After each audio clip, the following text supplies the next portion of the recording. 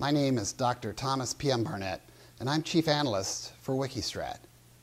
In last year's parliamentary elections, current Russian Prime Minister Vladimir Putin's United Russia Party had to stuff ballot boxes like crazy to retain its grip.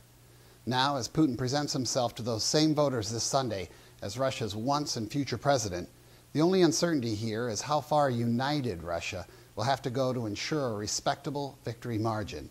So stipulating that Putin 2.0 is a given, here's Wikistrat's weekly crowdsourced examination of what all this may mean for Mother Russia and the world at large. Putin's first run as president saw him reestablish the power of the Siloviki, state security types. And they didn't exactly disappear under Dmitry Medvedev's administration. With energy prices solid, Putin's second presidency will naturally stick to what he does best: buy off the public with energy wealth, managing the nation's for display purposes only democracy like any good czar, stick it to villain America whenever possible, woo Europe like some battered ex-wife, and keep energy-ravenous China happy so it won't steal Siberia. If that sounds like the geostrategic equivalent of a Sopranos episode, well, that's why they call it a thugocracy. And just like our old anti-hero Tony Soprano, Vladimir Putin likely stays in power until somebody forces him to retire. Remember, we're talking about a Russia that can count its years of genuine democracy on its two clenched fists.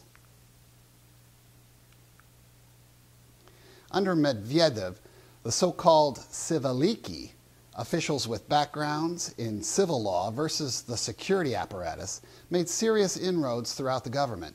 Now the pendulum swings back to Putin.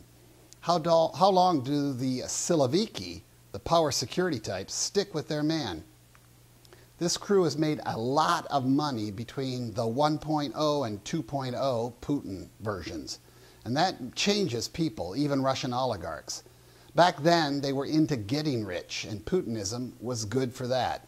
Now they're into staying rich. And judging by the Arab Spring, still slowly spreading in the general direction of Moscow, Putinism may be bad for that business. Putin imagined himself like some modern-day Peter the Great. But like most Siloviki, Putin is a genius at getting power. He just doesn't have any idea what to do with it. Honestly, if it didn't retain its veto on the UN Security Council, Washington wouldn't pay Russia any attention beyond the disposal of its many elderly nuclear weapons. The old joke about post-Soviet Russia being an upper Volta with nukes no longer holds. Now it's more like an Iran with nukes, blessed in oil and gas and belligerent to the west, but hardly a mover and shaker outside its rimlands. Indeed, like Iran, Russia's most crucial export is actually an absolute loss. Its best brains that no longer see a future there. That had improved under Medvedev.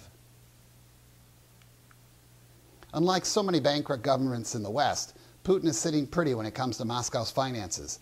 Public debt is tiny as a percent of GDP, and foreign reserves are greater than foreign debt. Remember the bad old days when Congress would ask U.S. Secretaries of Defense if, at the end of the day, they'd rather have the Soviet Red Army versus the U.S. military, and the answer was always absolutely not?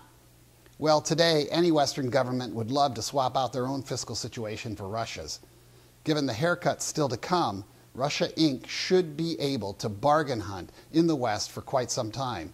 That reality alone gives Putin some serious cushion for any rainy political days to come. As Russia's first truly post-Soviet voting bloc matures into genuine ascendancy, Putin's Siloviki are doomed. Because in the end, they care more for their money than for their power. That means as this democratization impulse grows ever stronger over the years, the rats will start fleeing the sinking ship of state, preferring golden parachutes to bloody shootouts. As such, the Siloviki ranks will progressively thin until Putin realizes he's mostly on his own. No, it won't happen anytime soon, but Putin won't make it through his 6-year term. Instead, look for him to appoint a successor somewhere near the end in exchange for his own immunity, Nixon style. Putin's sad regurgitation of enemy and America shows just how ideologically bankrupt his leadership has become. Frankly, given China's continuing rise and Iran's reach for nukes, nobody in Washington gives a hoot. So don't expect any rerun of Andropov versus Reagan here.